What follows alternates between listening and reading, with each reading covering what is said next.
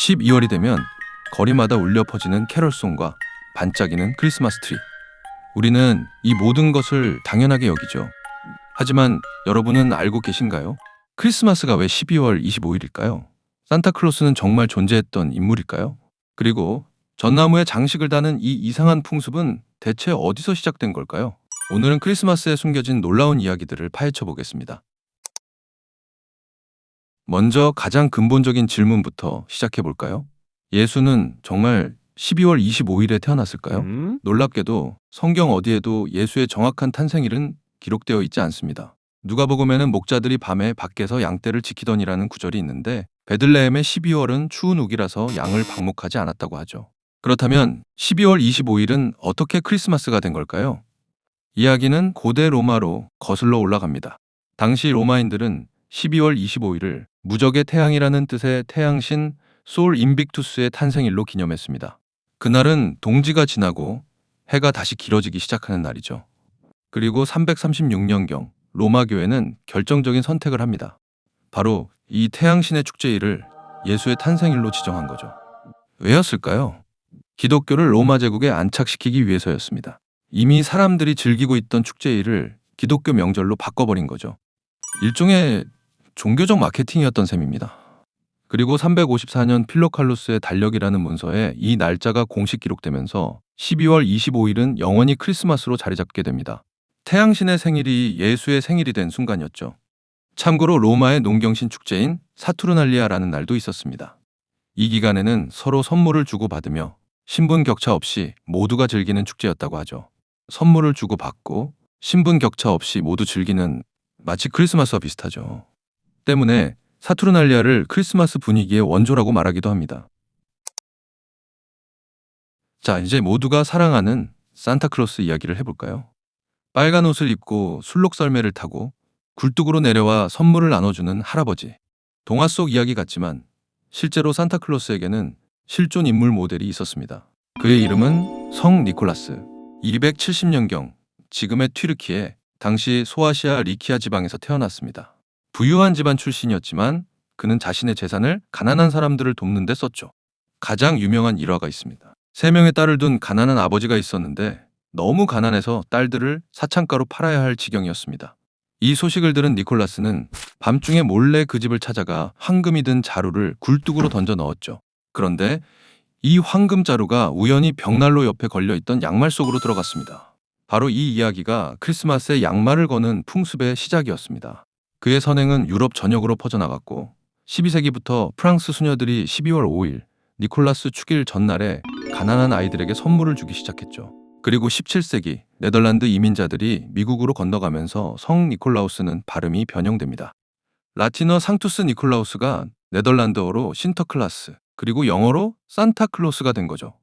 그리고 1823년 클레멘트 무어라는 시인이 성 니콜라스의 방문이라는 시를 쓰면서 술록썰매를 타는 이미지가 탄생했고 1863년 만화가 토마스 나스트가 뚱뚱하고 푸근한 할아버지로 그리면서 지금의 모습이 완성됐습니다. 그리고 1931년 코카콜라가 겨울철 판매량을 늘리기 위해 산타에게 빨간 옷을 입히고 광고에 등장시키면서 전 세계가 아는 그 산타클로스가 완성됩니다. 물론 그전에도 빨간 옷을 입은 그림은 있었지만 코카콜라가 자신들의 브랜드 컬러인 빨간색을 입힌 것이 큰 역할을 했죠. 튀르키예의 선한 주교가 미국 기업의 마케팅 모델이 된 순간이었습니다. 이제 가장 이상한 풍습을 알아볼 차례입니다. 나무를 잘라다가 집안에 세워놓고 온갖 장식을 다는 이 행위. 대체 누가 시작한 걸까요? 크리스마스 트리의 기원에는 3가지 설이 있습니다. 첫 번째, 성 보니파시오 설. 8세기 독일에서 선교하던 영국 출신 성인이 게르만족의 인신공양을 목격합니다.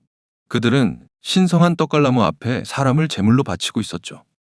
보니파시오는 도끼로 그 떡갈나무를 쳐서 쓰러뜨리고 옆에 있던 전나무를 가리키며 말했습니다. 이 나무가지를 집에 가져가 아기 예수의 탄생을 축하하라. 두 번째, 마틴 루터 설. 16세기 종교개혁가 마틴 루터가 크리스마스 이브 밤 숲을 걷다가 눈 쌓인 전나무 사이로 별빛이 반짝이는 아름다운 광경을 보았습니다. 감동한 그는 나무를 집으로 가져와 촛불을 달아 그 장면을 재현했고 이것이 퍼져나갔다는 거죠. 세 번째, 중세 연극설. 사실 가장 유력한 설이 이 3번째 설이죠. 중세시대 교회에서는 아담과 이브 이야기를 연극으로 공연했는데 에덴 동산을 상징하는 낙원의 나무로 사과를 단 전나무를 사용했습니다. 16세기에 이런 연극이 금지되자 사람들이 아쉬워서 집에 나무를 들여놓기 시작했다는 설이죠. 어떤 설이 맞든 확실한 건 1419년 독일의 첫 기록이 남았고 1600년대 독일 전역으로 퍼졌다는 겁니다. 그리고 1841년 영국 빅토리아 여왕의 남편 알버트 공이 독일 전통을 영국에 소개하면서 상류층 사이에서 대유행했고 이것이 미국을 거쳐 전 세계로 퍼져나갔습니다. 참고로 트위 꼭대기의 별은 예수 탄생 때 하늘에 뜬 별을, 빨간색은 예수가 흘린 피를, 녹색은 영원한 생명을 상징합니다. 마지막으로 전 세계인이 함께 부르는 그 노래 이야기입니다. 1818년 12월 24일 오스트리아의 작은 마을 오베른도르프. 젊은 신부 요제프 모르는 임종을 앞둔 환자에게 종부성사를 주고 돌아오는 길이었습니다. 밤새 내린 눈으로 세상은 새하얗게 변해 있었고 하늘은 맑게 개어 별들이 반짝였죠. 그는 문득 2000년 전 아기 예수가 태어나던 그 밤을 떠올렸습니다.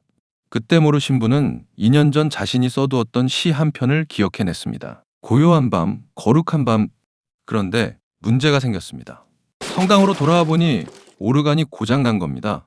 크리스마스 미사를 어떻게 하죠? 모르 신부는 친구이자 교사인 프란츠 그루버를 찾아갔습니다. 그리고 자신이 쓴 가사를 보여주며 부탁했죠. 기타로 반주할 수 있는 곡을 만들어줄 수 있나? 그루버는 단 하루 만에 작곡을 끝냈습니다. 그날 밤 성 니콜라우스 성당에서 모르 신부가 기타를 치며 테너를, 그루버가 베이스를, 성가대가 후렴을 맡아 이 노래가 처음 울려 퍼졌습니다. 신자들은 큰 감동 속에 아기 예수의 탄생을 축하하며 집으로 돌아갔죠.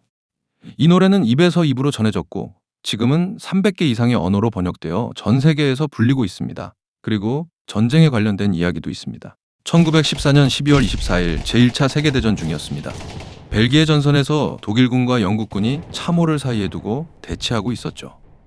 그때 독일군 참호에서 이 노래가 흘러나왔습니다. 영국군들이 환호했고 노래가 끝나자 양측 장교들이 나와 악수를 나눴습니다. 전쟁을 잠시 멈추기로 한 거죠. 역사는 이를 크리스마스 정전이라고 기록합니다. 하나의 노래가 전쟁을 멈춘 순간이었습니다. 태양신의 생일이 예수의 생일이 되고 튀르키예의 주교가 빨간 옷 입은 할아버지가 되고 숲의 나무가 집안 장식이 되고 오르간 고장이 세계적인 명곡을 탄생시켰습니다. 크리스마스는 이렇게 수많은 우연과 필연, 종교와 문화, 마케팅과 순수함이 뒤섞인 채 오늘날의 모습이 되었습니다. 하지만 그 모든 복잡한 역사 속에서도 변하지 않은 것이 하나 있습니다. 사랑하는 사람들과 함께하고 서로에게 선물을 나누고 평화를 기원하는 마음. 그것이 바로 진짜 크리스마스의 의미가 아닐까요?